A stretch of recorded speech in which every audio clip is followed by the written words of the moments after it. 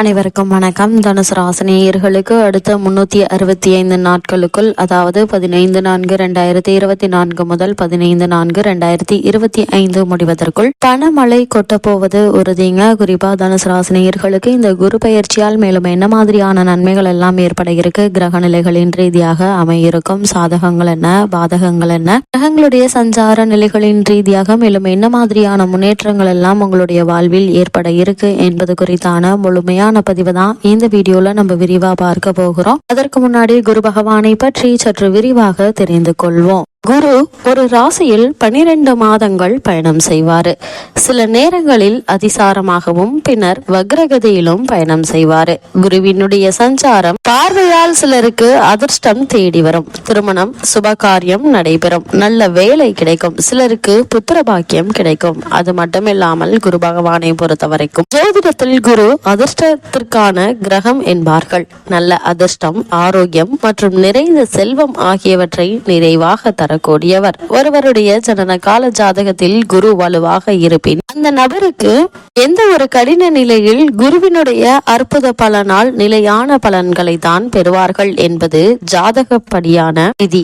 சுப காரியங்களுக்கு முகூர்த்த நிர்ணயம் செய்யும் போது குரு பலம் பார்த்தது நாள் நிச்சயம் செய்வது வழக்கம். அந்த குரு பலம் எந்த அடிப்படையில் நிர்ணயிக்கப்படுகிறது என்பதை நாம் தெரிந்து கொள்வோம். குரு பலத்தை பொறுத்தவரைக்கும் ஒரு கிரகம் எந்தெந்த வீடுகளுக்கு தன்னுடைய அருள்களை தருகிறதோ அந்த வீடு அந்த கிரகத்திற்கு பலம் வாய்ந்த இடமாகும். இதன் அடிப்படையிலேயே கோச்சார பலன்கள் கணிக்கப்படுகின்றன. இதன்படி கோச்சார குரு ஜென்மச்சந்திரன் நின்ற வீட்டிலிருந்து 2, 5, 7, 9, 11 இடங்களில் சஞ்சரிக்கும் போது கோச்சார குருபலம் வாய்ந்தவராக இருப்பார். இதையே குருபலம் என குறிக்கப்படுகிறது. அதே போல ஜனன ஜாதகத்தில் குரு பகவான் பலவீனமாக இருந்தால் ஞாபக மறதி, காதுகளில் பாதிப்பு, குடல் புண், பூச்சிகளால் பாதிப்பு, பெரியோர்களுடைய சாபம், கோவிலில் பிரச்சனையில் ஈடுபடுவது, வறுமை போன்றவற்றால் உடல்நிலை பாதிப்பு உண்டாகும். தான் இருக்கும் இடத்திலிருந்து 5, 7, 9 ஆகிய இடங்களை குரு பகவான் பார்வை செய்கிறாரு. குரு நின்ற வீட்டில் அதிக நற்பலன்களை கொடுப்பதில்லை என்றாலும் பார்வை செய்யும் இடங்கள் ஏற்றம் பெறுகிறது. குரு பார்க்க கோடி புண்ணியம் என்பது ஆண்டோர் வாக்கு. எத்தகைய தோஷம் இருந்தாலும் குரு பார்த்தால் விலகிவிடும் என்பதுதான் இதன் ஐதீகமாக அமைந்துள்ளது.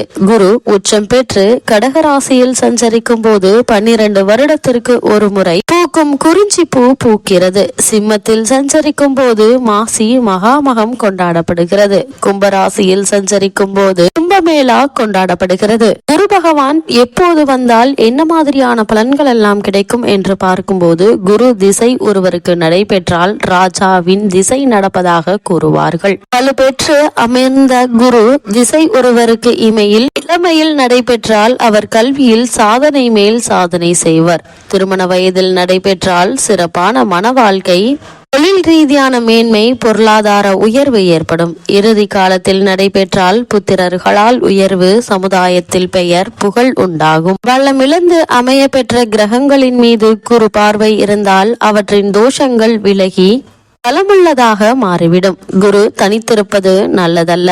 குரு நின்ற இடம் பால் என்பார்கள். அதுவே குரு கிரக சேர்க்கையுடன் அமைந்தால் இந்த இடம் பலம் வாய்ந்ததாக மாறுகிறது. குரு கோச்சார ரீதியாக ஜாதகங்களில் 2, 5, 7, 9, 11 ஆகிய இடங்களில் சஞ்சரிக்கும் காலத்தில் பொருளாதார மேன்மை, திருமணம் போன்ற சுப காரியங்கள் கை கூடி வரும். புத்திர பாக்கியம் போன்ற யாவும் சிறப்பாக அமையும். உங்களுடைய ராசிக்கு 2, 5, 7, 9, 11 கோச்சார குரு வரும்போது குரு பலம் என கூறுவோம். ஆனால் குரு ஒரு சுற்றுக்கு 12 வருடம் எடுத்துக்கொள்வதால் ஒருவருக்கு 5 முறைதான் குரு பலம் வருவதாக வாய்ப்புள்ளது. ஒருவருடைய ஜாதகத்தில் எந்த தோஷம் இருந்தாலும் குரு பார்வைப்பட்டால் அந்த தோஷம் நீங்கும் என்பார்கள். ஒருவருடைய ஜாதகத்தில் எந்த தோஷம் இருந்தாலும் குரு பார்வைப்பட்டால் அந்த தோஷம் நீங்கும் என்பார்கள். அதாவது ஒருவருக்கு திருமணத்தில் தடை இருந்தால் குரு பார்வைப்படும் போது தடை நீங்கி உடனே உடனே திருமணத்தை நடத்தி தருவாரு குரு பகவான். ஜாதகத்தில் விதியையும் மாற்றும் வல்லமை குரு பகவானுக்கு மட்டுமே உள்ளது. எனவேதான் திருமணத்தில் குருபலம் வந்துவிட்டதா என நன்கு அறிந்த பின் திருமண முயற்சிகள்ல ஈடுபடுவார்கள். குருவினுடைய பார்வை கலஸ்திரஸ்தானத்தில் வரும்போது திருமண வயதில் உள்ளவர்களுக்கு அந்த காலகட்டத்தில் நிச்சயம் திருமணம் கைகூடி வரும். அதுபோல குரு பகவானுடைய பார்வை புத்திரஸ்தானத்தில் இருந்தால் அந்த ஜாதகக்காரருக்கு அந்த குரு பயிற்சி காலத்தில் குழந்தை செல்வம் கிடைக்கும். ஒரு ஜாதகத்தில் குருவினுடைய அருள் முழுமையாக இல்லாவிட்டால் திருமணம் கால தாமதமாகலாம் அல்லது திருமண வாழ்வில் நிம்மதியின்மையோ குழந்தை பேரோ கிடைக்காமல் இருக்கலாம். இந்த குறையை சில பரிகாரங்களின் மூலம் குரு ஆராதனைகளின் மூலமும் நிவர்த்தி செய்யலாம். அதே போல குரு பகவானை பொறுத்த வரைக்கும் 12 ராசி கட்டங்களில் குரு பகவான் 1ஆம் இடத்தில் இருந்தால் நீண்ட ஆயுள் கிடைக்கும். 2ஆம் இடத்தில் இருந்தால் அரசு வேலை கிடைக்கும். 3ஆம் இடத்தில் இருந்தால் உடன்பிறப்புகளால் உதவி கிடைக்கும். 4ஆம் இடத்தில் இருந்தால் வீடு வாகன யோகம் கிடைக்கும். 5ஆம் இடத்தில் இருந்தால் புத்திர தோஷம் பெண் குழந்தைகள் தோஷம் நீங்கும். 6ஆம் இடத்தில் இருந்தால் பிரச்சனை இல்லாத வாழ்வு மலரும். 7ஆம் இடத்தில் இருந்தால் நல்ல வாழ்க்கை துணை அமையும். 8ஆம் இடத்தில் இருந்தால் நீண்ட ஆயுள் கிடைக்கும். 9ஆம் இடத்தில் இருந்தால் அள்ளி கொடுப்பார் குரு பகவான். 10ஆம் இடத்தில் இருந்தால் பதவி மாற்றம் கிடைக்கும். 11ஆம் இடத்தில் இருந்தால் செல்வ நிலையில் உயர்வு உண்டு. 12ஆம் இடத்தில் இருந்தால் சுப விரயம் பெரிய மனிதர்களின் தொடர்புகள் கிடைக்கும்.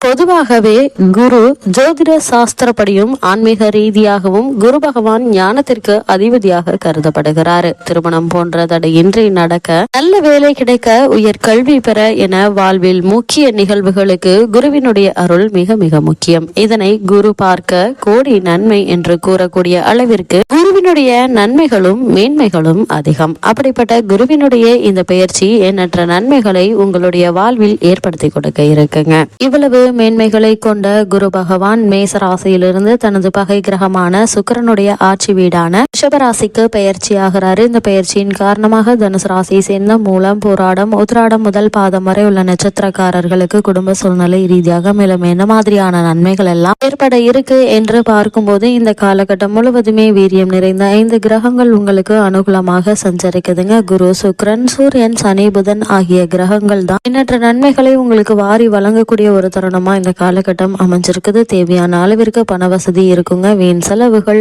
குறைய இருக்குதுங்க. புதனுடைய நிலை உங்களுடைய குழந்தைகளுடைய கல்வி முன்னேற்றத்தை திருப்திகரமாக இருப்பதை எடுத்துக்காட்டுதுங்க. குடும்ப சூழ்நிலை மகிழ்ச்சி அளிக்குங்க. அர்த்தாஷ்டகத்தில் நிலை கொண்டுள்ள ராகுவினால், செவ்வாயினுடைய நிலையினாலும் உஷ்ண சம்பந்தமான சிறு சிறு உடல் உபாதைகள் இங்கே நல்ல ஒரு முன்னேற்றம் ஏற்பட இருக்குது. குறிப்பாக சர்மம் சம்பந்தமான பாதிப்புகள் எளிய மருத்துவ சிகிச்சையினால் நீங்கி நல்ல ஒரு முன்னேற்றம் ஏற்பட இருக்குதுங்க. திருமண முயற்சிகள்ல ஏற்பட்டு வந்த தடங்கல்கள் தாமதங்கள் விலகி ஒரு சிறு முயற்சியிலேயே நல்ல ஒரு வரன் அமைய இருக்குது. அதே போல புத்திர பாக்கியத்திற்காக ஏங்கி கொண்டிருப்பவர்களுக்கு புத்திர பாக்கிய யோகம் கிடைக்க இருக்குதுங்க. தனுசு ராசினியர்களுக்கு குரு பகவானுடைய நிலையின் காரணமாக ஏற்கனவே இருந்த பழைய கடன்களை அடைத்து நிம்மதி பெறக்கூடிய ஒரு தருணமா அமைஞ்சிருக்குதுங்க. உங்களுடைய முயற்சிகள் குறிப்பா குடும்ப பொருளாதார நிலை மேம்படுத்துவதற்கான முயற்சிகளை மேற்கொண்டு வரும் தனுசு ராசியினருக்கு நல்ல ஒரு வெற்றி கிடைக்கக்கூடிய ஒரு தருணமா அமைஞ்சிருக்குது. தனுசு ராசியை சேர்ந்த உத்தியோகஸ்தர்களுக்கு ஜீவனக்காரகரான சனி பகவான் அனுகூல நிலையில சஞ்சரிப்பதால உத்தியோகத்துறையினருக்கு மிகவும் அனுகூலமான ஒரு காலகட்டமா அமைஞ்சிருக்குதுங்க. ஊதிய உயர்வு, பதவி உயர்வு ஆகியவை கிடைப்பதற்கு வாய்ப்புகள் இருக்குதுங்க. வெளிநாடு சென்று பணியாற்ற வேண்டும் என்ற விருப்பம் இருந்துச்சு அப்படின்னா அதற்கான முயற்சிகளை நீங்க தற்போது தாராளமாக மேற்கொள்ளலாங்க. சிறு முயற்சியிலேயே வெற்றி கிடைப்பதற்கான சாத்தியக்கூறுகள் அதிகம் இருக்கு என்பது கிரக நிலைகள் உங்களுக்கு